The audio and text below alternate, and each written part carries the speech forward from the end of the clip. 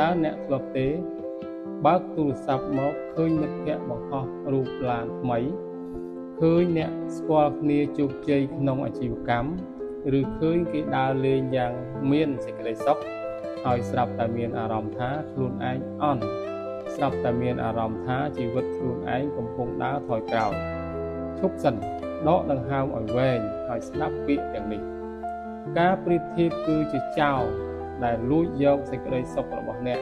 កំហុសដ៏ធំបំផុតដែលយើងតែងតែធ្វើគឺការយកខាងក្រោយឆាកដ៏លំបាករបស់យើងទៅប្រៀបធៀបជាមួយទាំងទស្សនីយភាពដ៏ត្រចះត្រចង់របស់អ្នកដទៃអ្នកឃើញគេញញឹមនៅមុខកាមេរ៉ាប៉ុន្តែអ្នកមិនបានឃើញទឹកភ្នែកដែលគេធ្លាប់ហូរនៅពីក្រោយខ្នងនោះទេ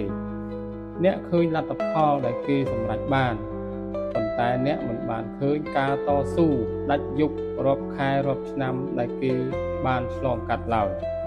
ចូលចាំថាមនុស្សម្នាក់មាននាឡិកាជីវិតរៀងខ្លួនការម្លិះមិនរីកនៅពេលព្រះអាទិត្យរះដោយការឈូករត់ទេប៉ុន្តែវានៅតែមានក្លិនក្រអូបតាមបែបរបស់វា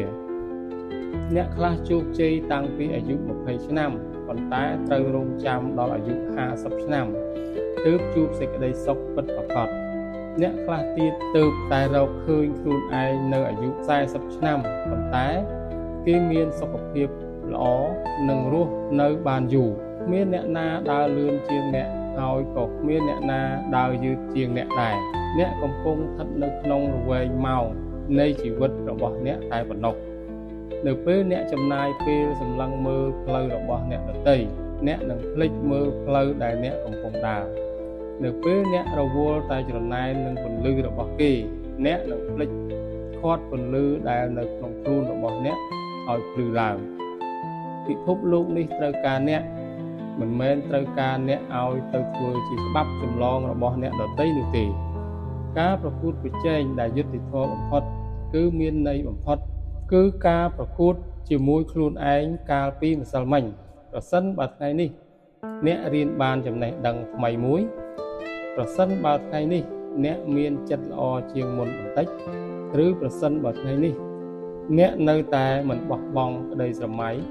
ទោះបីជាហត់នឿយក៏ដោយនោះអ្នកគឺជាអ្នកឈ្នះហើយឈប់យកជីវិតរបស់អ្នកទៅប្រៀបធៀបជាមួយនរណាម្នាក់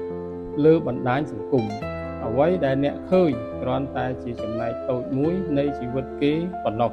ចូលផ្ដោតលើការរីកចម្រើនរបស់ខ្លួនឯងទោះបីជាវាដើរយឺត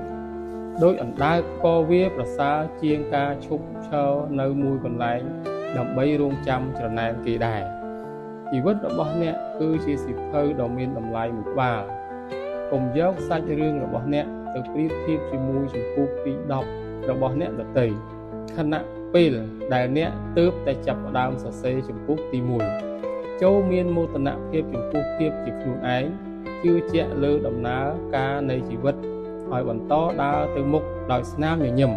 ព្រោះថានៅលើโลกនេះមាននរណាម្នាក់អាចធ្វើជាអ្នកបានល្អជាងខ្លួនអ្នកឡើយក្រោកឈរឡើងពង្រឹងសមត្ថភាពឲ្យបង្ហាញឲ្យពិភពលោកឃើញថាអ្នកក៏មានពន្លឺផ្ទាល់ខ្លួនដែរ